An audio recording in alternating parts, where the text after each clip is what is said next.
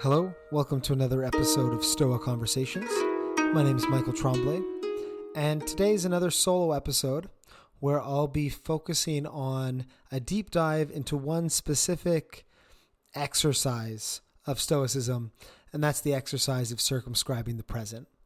So we'll be talking about what that exercise is, how it works, how it can be helpful for our own lives, and mainly what Marcus Aurelius has to say about it, who's the person I'm taking inspiration from.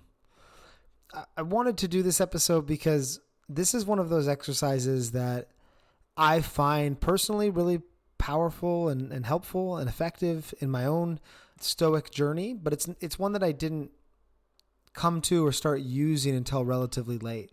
I think a lot of people, you get exposure to things like the dichotomy of control, things like memento mori or amor fati.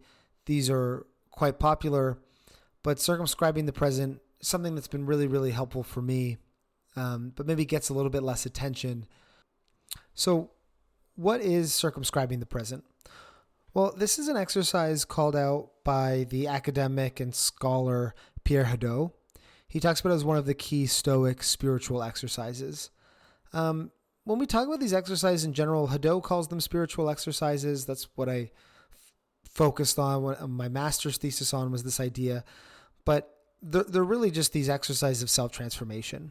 Right? Stoicism views philosophy as a way of life, which means it's about becoming a better person, but they also view it as a craft. You know, it's similar to carpentry or music playing or sport. And so in any of those things, you have to practice your skills. It's not something you just want and it happens.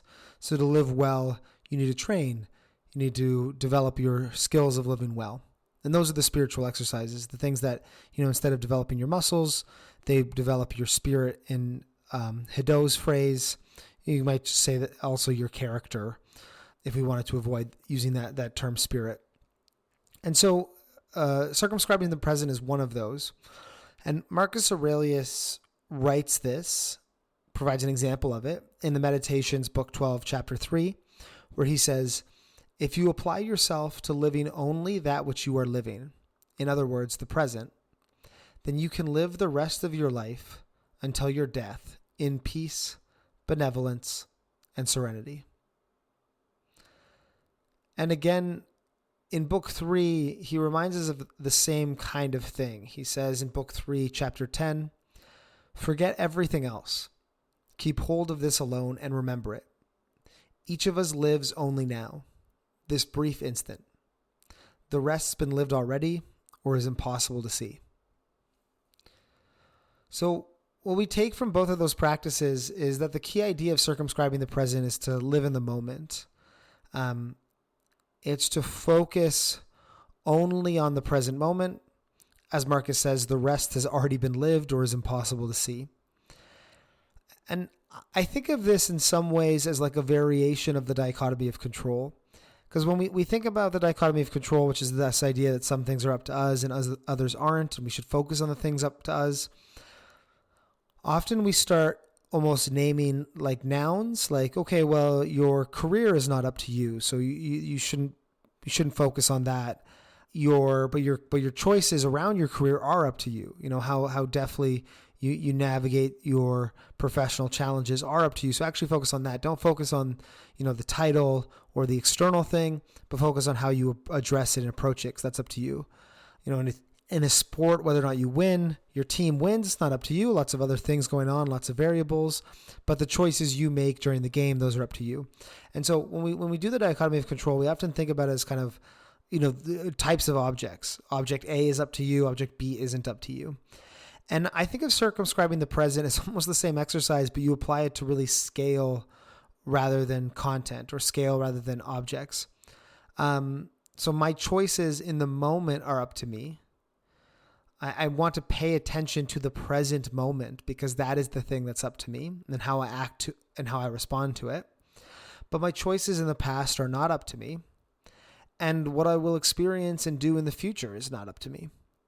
So it's applying that. Caleb and I talk about this in terms of perspective.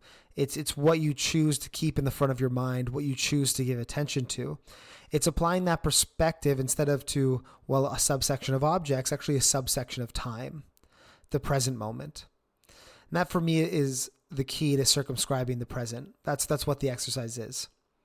You can say things like live in the moment or focus on the present. I think those are all true. Those all capture it as well. But it's this idea of when you really think about what's up to you in Stoicism, it's what you're experiencing now and it's how you're responding to it. And so what are some of there's some aspects of this exercise I want to call out, some nuances to it.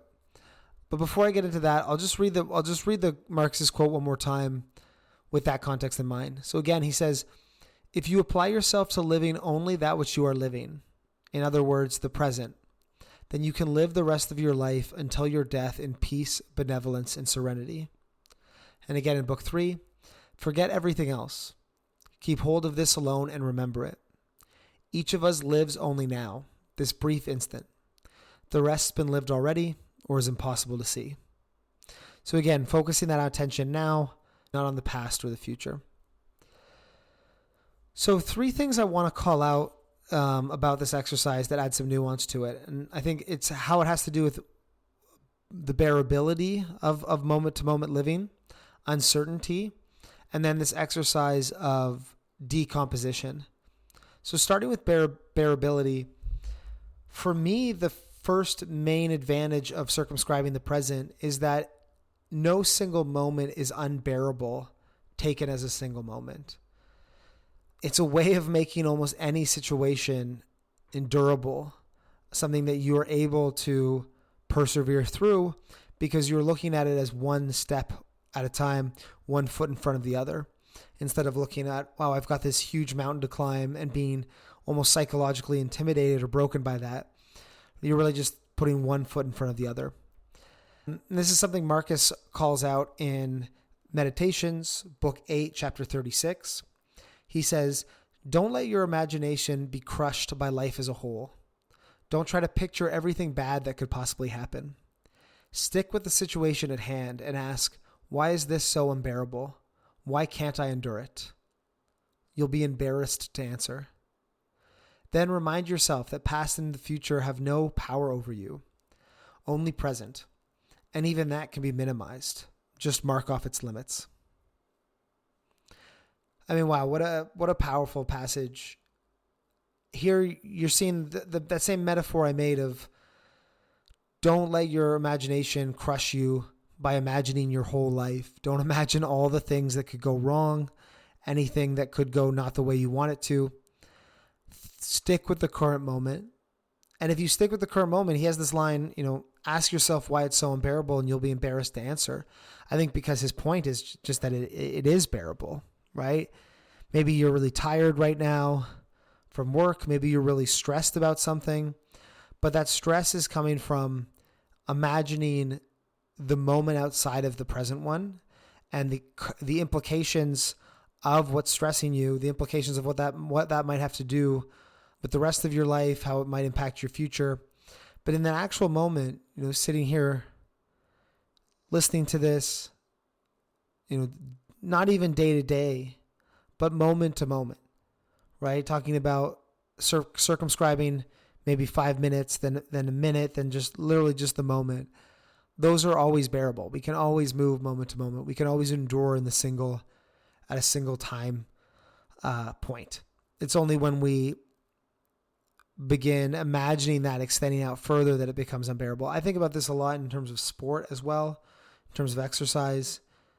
If I'm trying to do something really hard, I'm trying to, get a personal best in a run or something, it really, the moment-to-moment pain is fine. It's this idea of, oh my God, I've got to do this for another 20 minutes. And Marcus is basically applying that to your life. You can do okay now. It's thinking, I've got to do this for the rest of the day, or I've got another 2 weeks of this. But the point is, it's not really a helpful thought if that's really something that's not in your control and it's not up to you, right? If it's something you can change, if you can make your life better, if you can remove your stress, do that. Stoicism is not about being the best punching bag possible. But if it really is outside of your control, maybe somebody's something going on with your family, maybe somebody you care for is sick in a way that you're not able to intervene in, then really that recommendation is that the Stoic exercise is to make it bearable by taking it moment by moment. That's something I've found very helpful. Another aspect of circumscribing the present has to do with this idea of uncertainty. We want to use this exercise when we don't know what will happen in the future. We use it as a way to steel ourselves against that uncertainty, because that uncertainty causes a lot of stress, causes a lot of anxiety. This is a famous passage from Seneca in his letters to Lucilius, letter 13, parts 4 through 5. Seneca says, "There are more things, Lucilius, likely to frighten us than there are to crush us. We suffer more often in imagination than in reality." I'm not speaking with you in the Stoic strain, but in my milder style. For it is our Stoic fashion to speak of all those things which provoke cries and groans as unimportant and beneath notice. But you and I must drop such great sounding words, although heaven knows they are true enough. What I advise you to do is not to be unhappy before the crisis comes, since it might be that the dangers before you, which you paled as if they were threatening you, will never come upon you. They certainly have not yet come. Accordingly, some things torment us more than they ought. Some torment us before they ought, and some torment us when they ought not to torment us at all. We're in the habit of exaggerating or imagining or anticipating sorrow. So, circumscribing the present, it's not clear to me that this is really a formalized exercise that has been written down somewhere.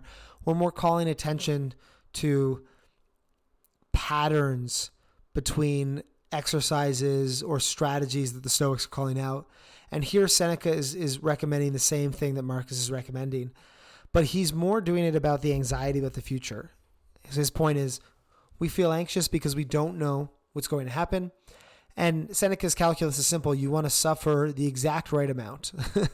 If something bad happens, you want to suffer only the badness that is necessary to suffer. Only the pain that is necessary to have. But we exaggerate, imagine, and anticipate sorrow. And because of that, we suffer more in imagination than in reality. We add to it. So he's pointing out that we often grieve twice. And sometimes we grieve for things that don't even come to pass. So this is when we want to apply the circumscribing the present as an exercise.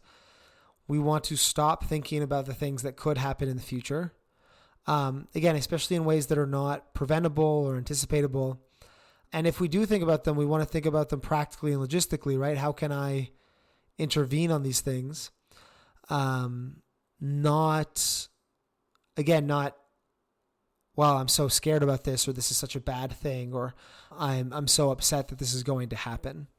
Because even if it will happen, there's no point in extending that period of suffering, and then sometimes it doesn't even happen.